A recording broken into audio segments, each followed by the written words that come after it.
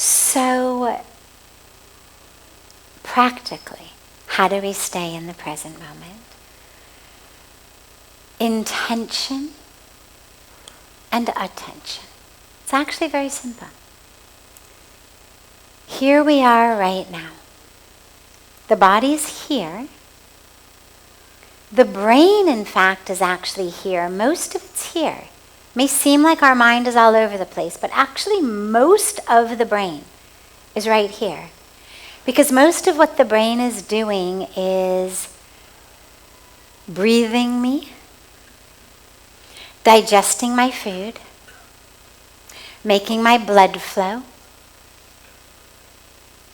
keeping my blood pressure normal, keeping my body erect, allowing all of the muscles to hold themselves in place so that I don't fall over, keeping my eyes able to see, my ears able to hear, my fingers able to touch, my legs able to sense the ground beneath them or the pillow beneath them.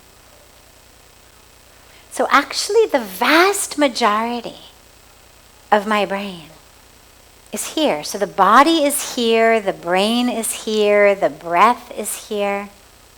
Everything's happening right here. So staying here is I am here. The only part of me that isn't here is the thoughts. And the thoughts are actually something that we have the ability to control. We're just not used to it. One of my favorite ways of thinking about this is if, as I sat here, suddenly as I'm talking to you, just imagine that my arms start flailing like this, okay? And I'm giving satsang, but my arms are doing this. And I say, oh yeah, don't worry about that. Those are just my silly arms. They kind of do that sometimes.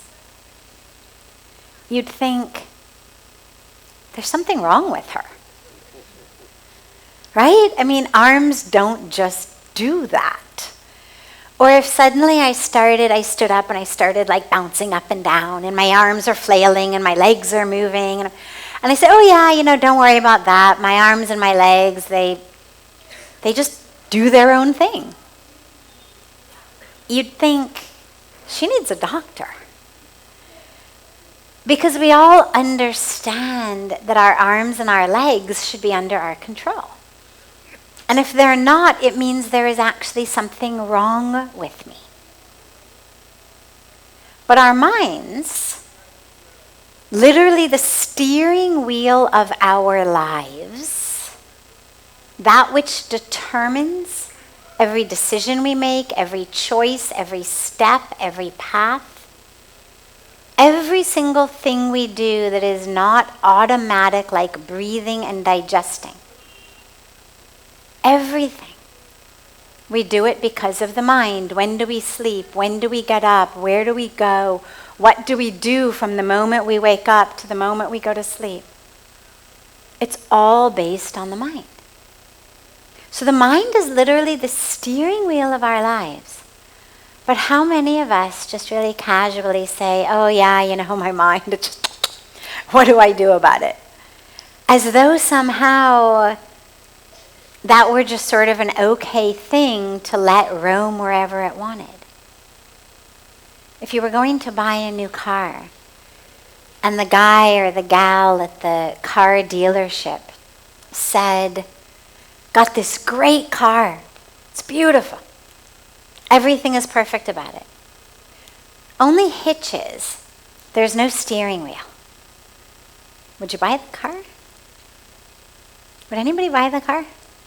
I mean, could you even imagine buying a car that didn't have a steering wheel? But our minds essentially might as well not exist for all of the time and attention and care that we give to them. We just let them roam wherever they want, like a car with no steering wheel. So to stay in the present literally is just to become aware that, hey, I have this thing called a mind. It only does its own thing when I'm not paying attention. The moment I start paying attention, I can make it do whatever I want. So to be present in the moment simply means I bring my awareness and my attention and my focus to right here, right now. That's all it is. Now it takes practice because most of us are not used to being here. And that's where there's some tools and tips and techniques, and the breath is a really powerful one. If you can stay aware of the breath and anchored in the breath, it'll automatically bring you to the present moment. So just start practicing that in your life as you're walking, as you're moving, as you're driving your car, doing your errands, at work. Whatever you're doing, you're always breathing.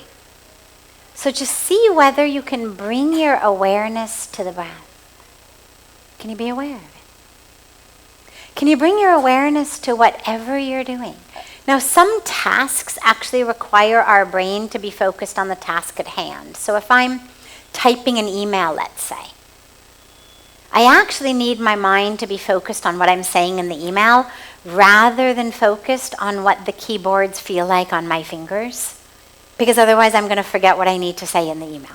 So there are moments in which we put our attention on a task at hand. You're doing accounting, you're writing something, you're figuring something out. But most of what we do, if we're really honest, doesn't actually require that much of our brains. Most of what we're doing, we're walking, we're chatting, we're driving, we're shopping, we're cooking, we're doing dishes. Not that big of a percentage of our hours is on mind-intensive work. And when it is, then that's actually great, because then your mind is also not wandering anyway. Then it's exactly where you've put it. Even if what it's doing is tallying up numbers, it's exactly there in the moment where you've put it. Which actually is where you start to hear people talk about being in flow. You hear athletes talk about it, you hear artists talk about it, you hear even scientists talk about it.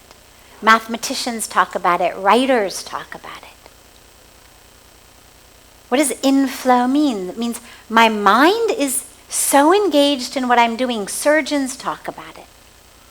So it's not that to be in the moment you have to be just like this. But the mind has to be present in the moment. So whether it's actually doing surgery, doing a task, or if the task doesn't require your mind, and that's why your mind is wandering into the past and the future, bring it to the breath. Every moment you realize that your mind is somewhere other than here, just bring it back to the breath. It means, oh, the present moment doesn't require your brain quite so much. Just keep bringing your awareness back to the breath, back to the moment. Practice it while you walk. Practice it while you eat. Practice it while you do things that don't require your brain. And then slowly, slowly, slowly, you'll find that you're able to be present more and more and more of the time. Set alarms on your phone that just go off every 15 minutes. So that for just a moment, you just stop. Whatever you're doing, you just stop and you come back. Just for a moment. Not talking that you need to do another half an hour meditation. Just a moment. Come back to the moment. Just keep coming back, keep coming back. And then you'll find it becomes second nature.